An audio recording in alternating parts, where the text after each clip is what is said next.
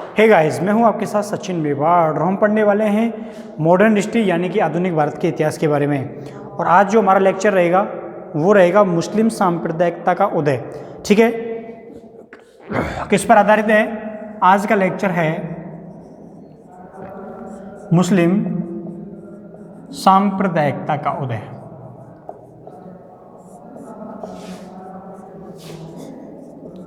मुस्लिम सांप्रदायिकता का उदय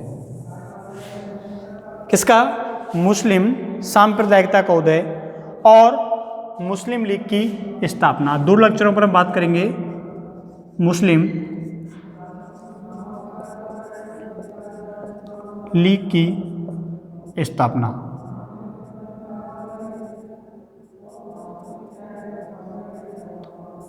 ठीक है, देखिए, मुस्लिम जो थे वो अपने लिए अलग से निर्वाचन की मांग कर रहे थे, अपने लिए अलग सीटों का क्या कर रहे थे? मांग कर रहे थे। ठीक है, आप सभी लोगों को मालूम है कि मुस्लिम लीग जो है, मुस्लिम लीग की स्थापना कब होती है? 1906 में इसकी क्या होती है? स्थापना होती है। लेकिन होती कैसे है आज हम इस लेक्चर के माध्यम से समझेंगे। हुआ क्या, 1 अक्टूबर 1906 को 1 अक्टूबर 1906 को एक मुस्लिम प्रतिनिधि मंडल जो है वो आगा खां के नेतृत्व में, किसके नेतृत्व में? आगा खां के नेतृत्व में किससे मिलता है? लॉर्ड मिंटो से मिलता है। ठीक है, एक मुस्लिम प्रतिनिधि मंडल 1 अक्टूबर 1906 को, ठीक है, किससे? आगा खां के नेतृत्व में किससे मिला? लॉर्ड मिंटो से मिला। अब देखिए, इसमें अंग्रेजों की भी चाल थी। क्यों? इन्होंने विश्वास दिलाया कि हम तुम्हारा क्या करेंगे? सपोर्ट करेंगे। और गवर्नर जनरल को मुस्लिमों की राष्ट्रभक्ति पर क्या था? विश्वास था। मुस्लिमों की राष्ट्रभक्ति पर विश्वास था। क्या था? विश्वास था। ठीक है, 1 अक्टूबर 1906 आगा खां, लॉर्ड मिंटो, गवर्नर जनरल को मुस्लिमों की जो राष्ट्रभक्ति थी इस पर क्या था? विश्वास था। अब आगा खां के नेतृत्व में लॉर्ड मिंटो से मिलने गए थे और मुस्लिम प्रतिनिधि मंडल ने क्या बात की? यहां पर जाकर पृथक निर्वाचन की बात की। किसकी बात की थी? पृथक निर्वाचन की मांग की। ठीक है, किसकी मांग की थी? तो पृथक निर्वाचन की मांग की थी। कब मांग की थी? 1 अक्टूबर 1906 को ये मिलने जाते हैं। अब 30 दिसंबर 1906 को ढाका में क्या करी इन्होंने? मीटिंग करी।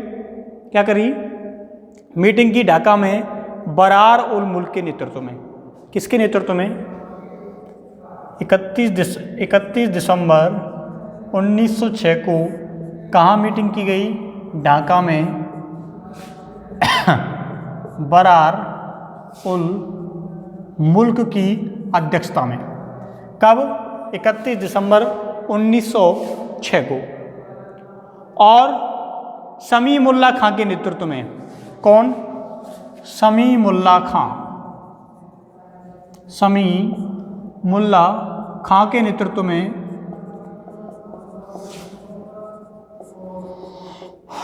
समीमुल्लाह खां के नेतृत्व में मुस्लिम लीग की क्या कर दी गई? स्थापना कर दी गई। ठीक है, मुस्लिम लीग की स्थापना कर दी गई। बात समझ में आई? तो दोबारा से देखिए, 1 अक्टूबर 1906 को आगा खां एक प्रतिनिधि मंडल को लेके लॉर्ड मिंटो से मिला और क्या मांग की? ये मांग की कि हमें पृथक निर्वाचन दीजिए।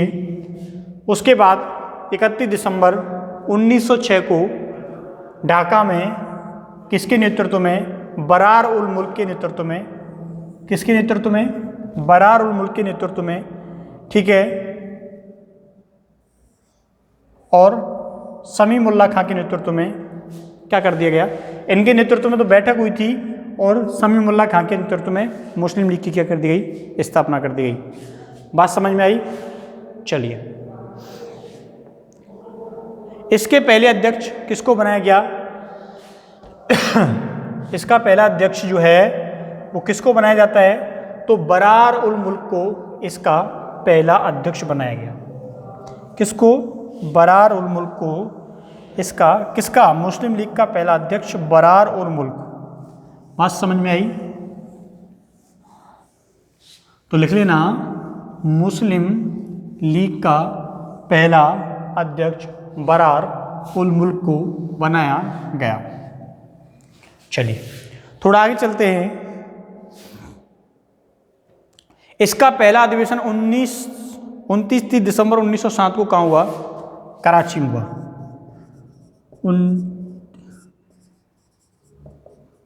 1907 में पहला अधिवेशन कहाँ हुआ? कराची। पहला अधिवेशन इसका कहाँ होता है? 29-30 दिसंबर 1907 को कहाँ हुआ? कराची में हुआ। ठीक है, बात समझ में आई? चलिए, प्रारंभिक मुख्यालय इसका कहाँ बनाया गया? अलीगढ़ में। ध्यान करना, सुनना ध्यान से। प्रारंभिक जो मुख्यालय है वो होता है अलीगढ़ में, लेकिन इसकी जो एक शाखा है वो कहाँ स्थापित कर दी जाती है? लंदन में कर दी जाती है 1908 में अमीर अली की अध्यक्षता में। 1908 में अमीर अली की अध्यक्षता में एक और ब्रांच इसकी कहाँ स्थापित कर दी जाती है? लंदन में स्थापित कर दी जाती है। ठीक है, तो मुस्लिम सांप्रदायिकता का उदय 19 से 30 दिसंबर 1907 को, पहला अधिवेशन कराची में, अलीगढ़ में 1908 में। ठीक है, अमीर अली के नेतृत्व में क्या कर दिया जाता है? इसकी एक और ब्रांच जो होती है वो कहाँ स्थापित कर दी जाती है? वो कर दी जाती है लंदन में। बात समझ में आई? 1906 में स्थापना, 1907 में पहला अधिवेशन, और अलीगढ़ में इसकी जो मेन ब्रांच है वो अलीगढ़ में, और जो अगली ब्रांच है वो कहाँ स्थापित कर दी जाती है? लंदन में। अब समझिए, चलिए अब देखिए सर सैयद अहमद खां का क्या रोल रहता है। सर सैयद अहमद खां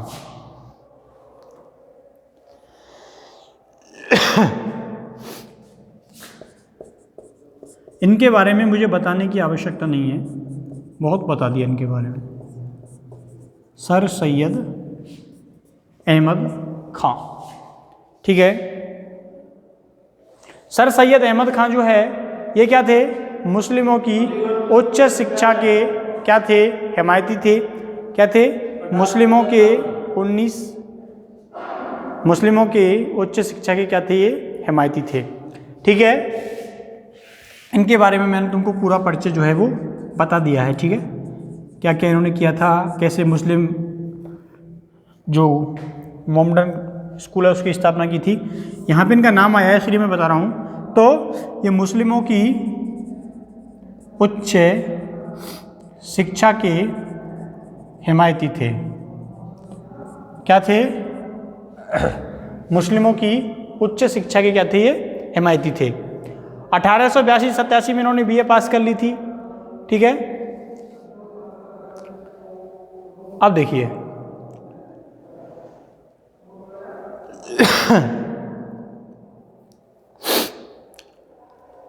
थोड़ा आगे चलते हैं। अलीगढ़ मुस्लिम आंदोलन मैंने आपको कराई दिया। ठीक है, और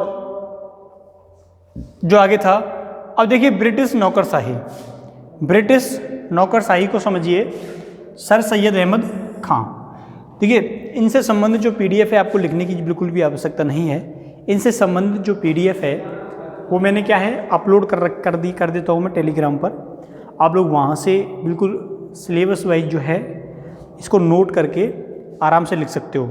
ठीक है, कुछ पॉइंट जो थे वो छूट गए थे, उनका क्या है रिवीजन जो है वो हो जाएगा। तो यहाँ से केवल आपको क्या है समझना है। ठीक है, तो इसमें एक और पॉइंट है, क्या है? ब्रिटिश नौकरशाही। क्या पॉइंट है? ब्रिटिश नौकरशाही। ये क्या होता है ब्रिटिश नौकरशाही? तो ब्रिटिश नौकरशाही का सीधा सा मतलब आप ये है कि ब्रिटिश शासन के समय भारत पर जो ब्रिटिश नौकरशाही का प्रभाव था, इसी कारण मुस्लिमों के आंदोलन को उन्होंने बढ़ावा दिया। ठीक है, फिर इससे क्या हो गया, विभाजन हो गया। लॉर्ड मॉड को क्या किया, लॉर्ड मार्ले को बना के क्या भेजा, सचिव भेजा गया भारत में, और उन्होंने क्या किया, इस आंदोलन को बढ़ावा दिया। ठीक है, ब्रिटिश नौकरशाही का क्या था, सपोर्ट था।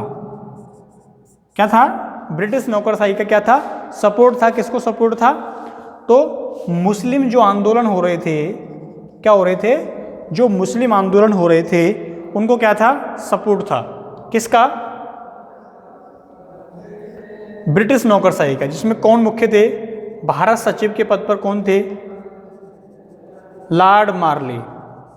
ठीक है, लॉर्ड मार्ले जो थे वो इस पद पर नियुक्त थे। ये जो लाइन थी वो रह गई थी सांप्रदायिकता में, जिसमें मैंने आपको बता दिया है। ठीक है, तो हमने होम रूल आंदोलन, स्वदेशी आंदोलन और मुस्लिम सांप्रदायिक के उदय में जो टॉपिक रह गया था वो आज फिनिश हो गया। इसके अलावा इसकी PDF मैंने टेलीग्राम पर डाल दिया, आप टेलीग्राम ज्वाइन कर लेना। जिन्होंने टेलीग्राम ज्वाइन नहीं किया है, क्योंकि यहाँ से आप इतना नहीं लिख पाते, वहाँ से अपने नोट्स बना सकते हो, तो तुमको कैसे ज्वाइन करना है मैं बता रहा हूँ। बहुत सारे बच्चों ने कर रखा है, लगभग 100 के आसपास बच्चे हैं यहाँ पे। Sachin sir history. ठीक है, तो यहाँ पे जाके क्या कर लेना, आप टेलीग्राम पर ज्वाइन कर लेना। टेलीग्राम डाउनलोड करना, उसमें ऊपर सर्च का ऑप्शन आता है, वहाँ सर्च करना SACHIN और हिस्ट्री, तो आप मालूम है। तो मिलते हैं कल। ठीक है, एक अच्छे लेक्चर के साथ, नए लेक्चर स्टार्ट करेंगे कल से।